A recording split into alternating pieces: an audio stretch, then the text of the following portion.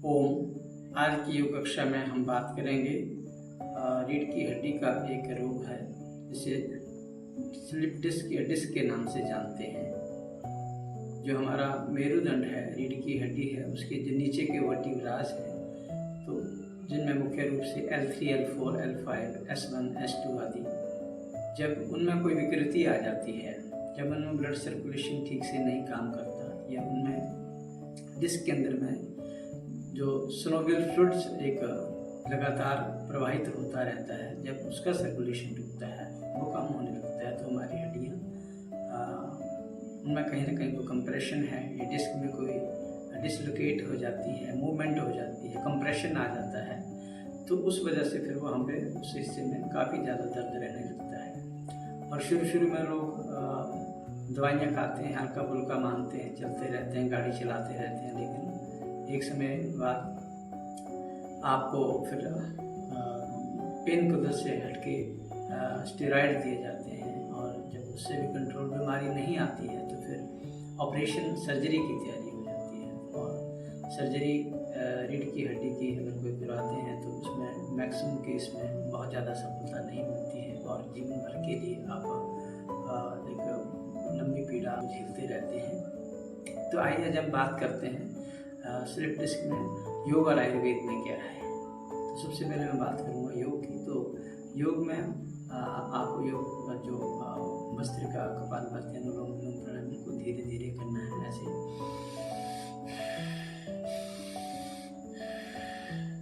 कपालभाति,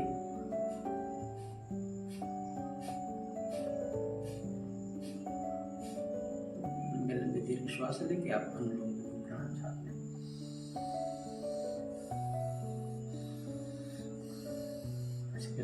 रीढ़ की हड्डी के जितने भी रोग हैं, हड्डियों के जॉइंट्स के जितने भी दर्द हैं, उनमें आसनों का विशेष प्रभाव है।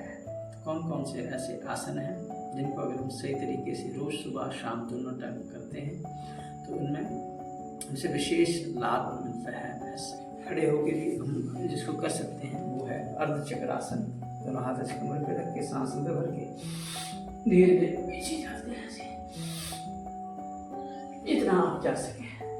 अर्धचक्रासन, अर्धउष्ट्रासन और उष्ट्रासन, कुछ स्थिति ठीक से दर्शाते हुए ऐसे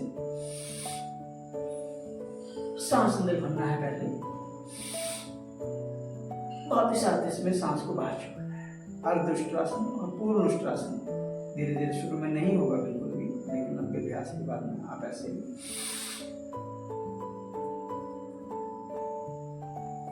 पूर्ण उष्ट्रासन भी कर सकते हैं। ऐसे ही लेट के करने वाले कुछ मुख्य रूप से आसन हैं।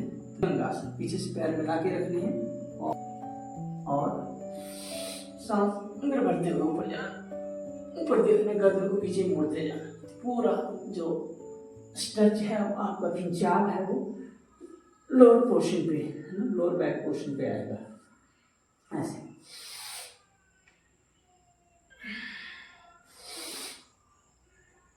पहला पोज।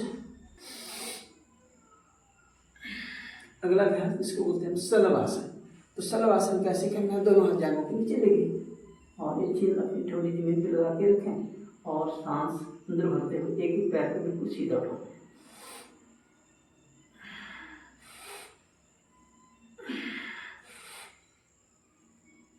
पैर से लेके पूरा रीढ़ की हड्डी के अंतिम छोर तक पूरा खिंचाव आएगा। तो जहाँ भी कहीं कंप्रेशन है, नसें आपकी दब रही हैं, वो धीरे धीरे वो ठीक होना शुरू हो जाती हैं। ऐसे ही दूसरी तरफ लेटते हुए और दोनों हाथ साइड पे ऐसे रखते हुए और घुटने मोड़ लिए, सांस अंदर भरा, दोनों पैर मिला के रखें, एक साइड घुटने दूसरी साइड से सांस अंदर ही रोक के रखना है, फिर वापस सांस छोड़ते हुए दूसरी तरफ।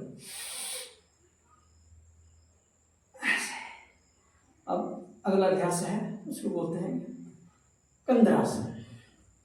दोनों पैर ऐसे एड़ियों को पीछे से पकड़ लिया और सांस अंदर छोड़ा।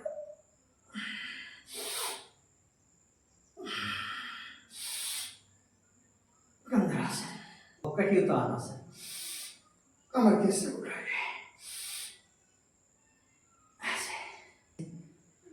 सांस बाहर छोड़ दीजिए और पूरा घुटने को छाती से लगाने का प्रयास करें। इसमें आपको सिर उठा सके तो उठा लेना, नहीं तो ऐसे। और थोड़ी देर योग निद्रासन करना, विश्राम की स्थिति में चले जाना करता हूँ। आयुर्वेद की जो औषधियाँ हैं, जो बिना किसी साइड इफेक्ट के आपके मूल में, जड़ में जाके बीमारी को वहाँ से ख़त्म करने का काम करती हैं, तो उसमें मुख्य रूप से चंद्रप्रभावती, त्रयोदशांग गूगल ये कंपनी की लिस्ट है, लेकिन पतंजलि की बहुत प्रमाणिक औषधियाँ पूरी रिसर्च बेस्ड मेडिसिन आ रही हैं, तो उनका सेवन करें। चबा के खानी है, खाना खाने के बाद दोनों औषधियों का सेवन ले सकते हैं सुबह शाम। ऐसे ही सूजन आ गई है कमर में, तो साथ में आप सिंहनाथ गूगल का भी प्रयोग करते हैं। योगराज गूगल, महायोगराज गूगल, कई तरह के गूगल हैं, सिंहनाथ गूगल, तो उस केस में।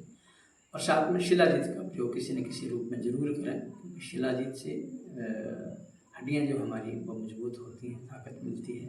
लिक्विड फॉर्म में ले सकते हैं, शिलाजीत के कैप्सूल आते हैं, या अश्वगंधा भी हड्डियों को ताकत देने के लिए, पूरा नर्वस सिस्टम में, क्योंकि जितने भी रीढ़ की हड्डी के रोग हैं मैक्सिमम वात की वजह से हैं। वायु विकार जब शरीर में ज़्यादा बढ़ जाते हैं तो उससे ये रोग होते हैं।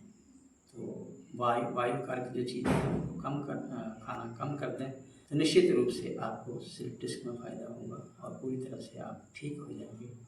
न मरिष्यति माँ भी डर मत, तुझे कुछ नहीं होगा। तो आपको ये छोटा सा मेरा संदेश इस समस्या के ऊपर अगर अच्छा लगा हो, इसको और ज़्यादा लोगों तक पहुँचाने का प्रयास करें, शेयर करें।